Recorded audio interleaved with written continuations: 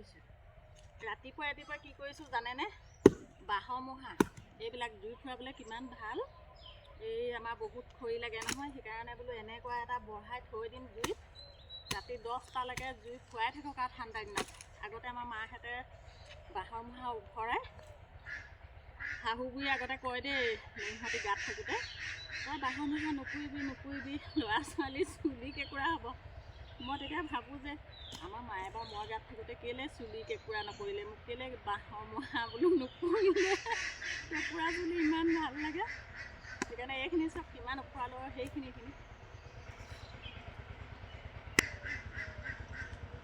গাহৰি দানাটো পাতি থৈ আহিছোঁ। ৰাতিপুৱাই শুই উঠি চাহ খালোঁ, গাখীৰ খীৰালোঁ।